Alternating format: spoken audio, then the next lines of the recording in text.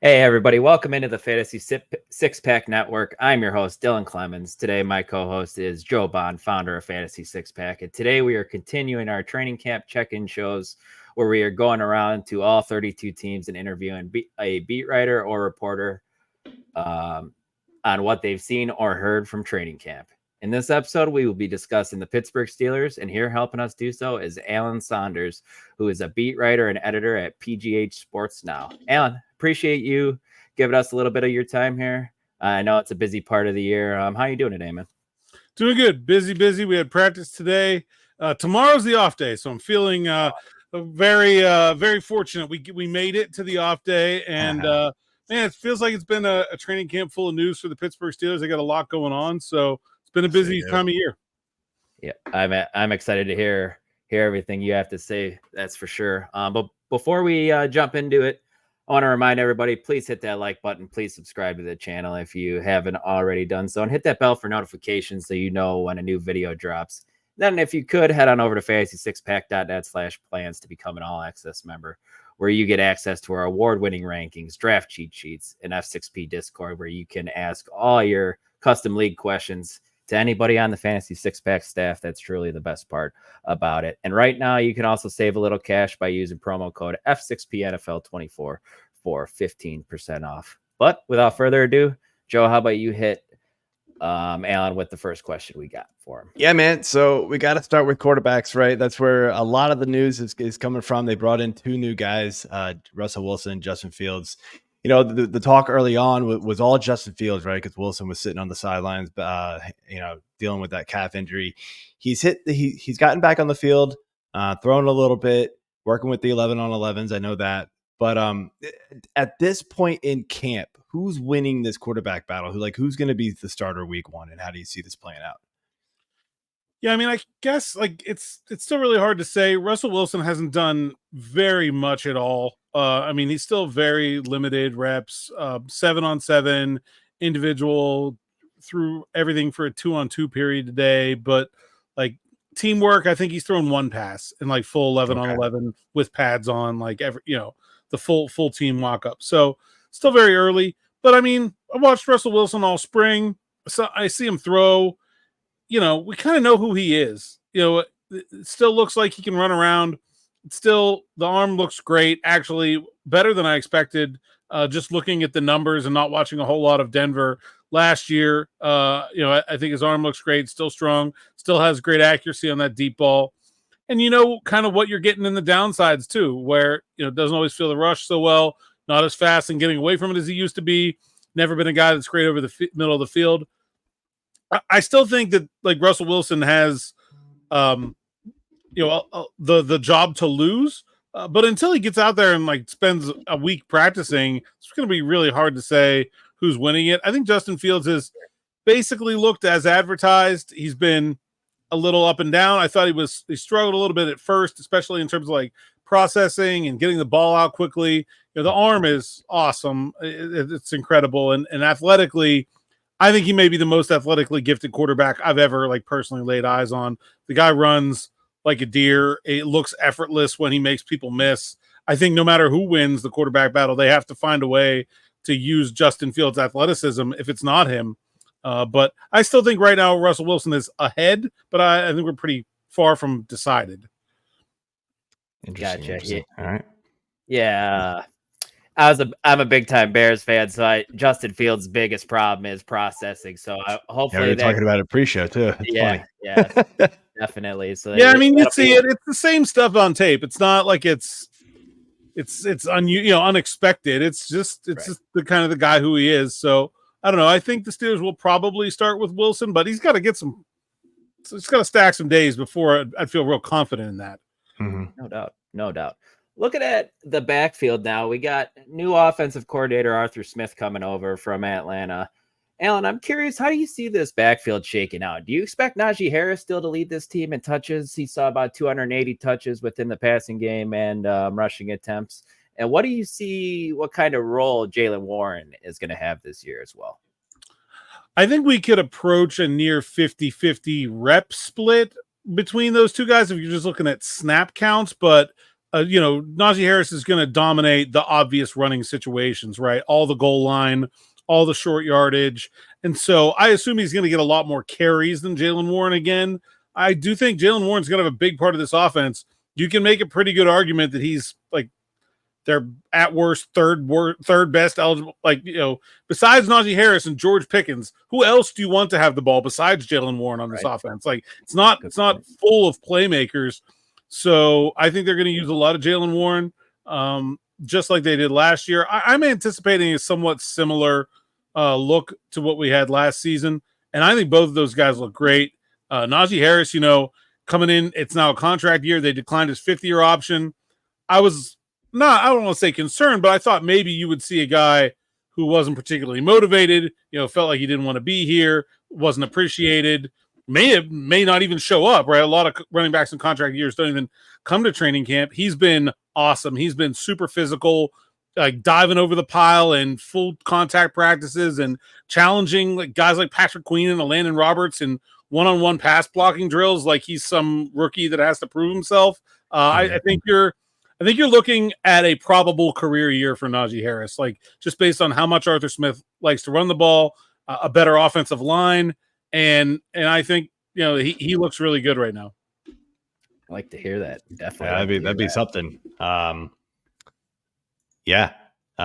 mean, this was a backfield that I studied a lot last year. Everybody was in the fantasy world was just, Jaylen Warren, and I'm like, yeah, but Najee's still out touching him by quite a large margin. So let's pump the brakes a little bit. But let's jump over here to the wide receivers, and as you alluded to, like not a lot of playmakers, right? So it's basically George Pickens and George Pickens. Yeah, it's the Moneyball line, right? It's George Pickens and then a big gap. So we know George Pickens is the guy. Who's looking like they're the number 2 option here in the wide receiver area? It's interesting. In the spring, when Russell Wilson was doing most of the work with the first team, I thought it was going to be Calvin Austin. He has that deep speed, and Russ loves to throw the deep ball, and I thought that was a really good combination. I thought they really clicked pretty well. But since we haven't had Russell Wilson at training camp and Fields has been throwing, I think Van Jefferson has been the better player for the last week or two. He's looked really good recently. So, I think some combination of those two guys, and then throw Roman Wilson into the mix, the rookie out of Michigan. He's dealing with an ankle sprain. I think probably looking at like getting back just about the beginning of the regular season. Maybe he'll get a preseason game. Maybe he won't. I mean, he was already a guy that I thought was going to have to kind of climb the depth chart as the season went on. Probably, sets that process back 3 or 4 weeks. So like for fantasy value, I mean, like a deep league stash or certainly dynasty, but not a guy that I'd be expecting to have a ton of value coming out of the break. Honestly, none of those guys besides Pickens do. The really good thing is if you like George Pickens and you look at this offense and you say, how are they going to keep him from getting double teamed on every play? How are they going to find ways to get him to the ball? And if you know George Pickens, almost all of his stuff the last 2 years has been, 9 routes, back shoulders, comebacks, everything outside. And I think almost every ball he's caught this training camp has been over the middle. They're moving him around the formation. They're moving him into the slot. They're putting him in stacks and bunches. They were in a stack with him and Van Jefferson today where Pickens was behind Jefferson, and Jefferson took a step back like it was a tunnel screen, and Pickens ran right by both defenders. Like that's all it took for him to get a free release and be gone, and Wilson hit him with nobody within 15 yards of him. So I think they're going to be able to still use George Pickens the same way. I don't think not having a number 2 is going to hurt him, but I'd be surprised if any of the rest of these guys have real fantasy value. Yeah, fair enough. All right, Dylan. Definitely fair. I like hearing that they're moving Pickens around everywhere. That's definitely nice to hear, and he's just not an outside guy. Looking at the tight end position, Pat Freiermuth was somebody who in the fantasy community we pretty much all love. Unfortunately, last year he dealt with injuries, only playing in 12 games. Arthur Smith coming over likes to utilize the tight end. Do you feel like we are on the brink of a little bit of a Pat Freiermuth breakout, possibly? Could he be the number 2 target that we're looking for in this passing attack? What do you think, Al? I mean, I think it's him or Warren, right? Like in terms of guys, like who's going to be second on the team in targets. That's the battle. It's not any of those other wide receivers. If he can stay healthy, I think we could see a huge year from Pat Freiermuth. I know that it's been a problem. The concussions have piled up over the 3 years, and that's not something that necessarily leads to predicting 17-game seasons. But if he can stay healthy, man, I think he will be a huge part of this offense. We ran an entire practice today where I don't think there were less than 2 tight ends on the field. And that means that Darnell Washington is going to get all those tough blocking assignments, and Pat Freiermuth is going to get all the pretty receiving reps. And I think that really suits their strengths pretty well. I think it makes for a very nice tandem. And I think that he's going to have a really big year. I also expect him to get a contract extension here soon. I think, this is a guy they want to build this, not just this offense this year around, but for multiple years. The tight end has always been a big deal for Arthur Smith. I think it's going to continue to be. This is another guy that I think it's reasonable to expect a kind of career high type of year, given the offense and the opportunities he is in line to get. I love to hear that, because you can definitely get Freiermuth late in drafts right now. So that's they're cheap. Absolutely. Yeah. So, all right. So, because we are a fantasy focused channel here, we do have to ask sort of a fantasy focused question. And the one we're asking to everybody is, who's a player that is going to surprise everybody, good or bad, that fantasy football players need to know about? Good or bad? I'm not very high on Russell Wilson's fantasy football outlook, even if he is the starting quarterback here. I just don't think they're going to throw that much.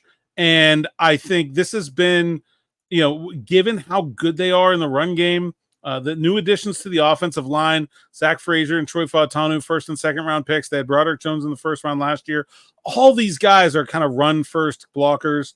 I think if they get close, they're just going to pound it in. I also think Justin Fields is going to get some touches in the red zone. Maybe that would be a really good place to use him, even if he's not the starting quarterback.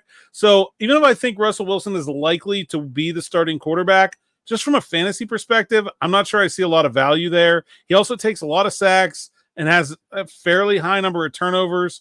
So I think this is going to be a really, really run-heavy offense. So I think I'd be kind of cool on him. If Fields turns out to be the starter, obviously he's a 1,000-yard rusher. Like, that has crazy fantasy value. I don't know that I would be like real keen to try to stash him, but it's not the worst thing in the world when you're talking about a 35-year-old starting quarterback.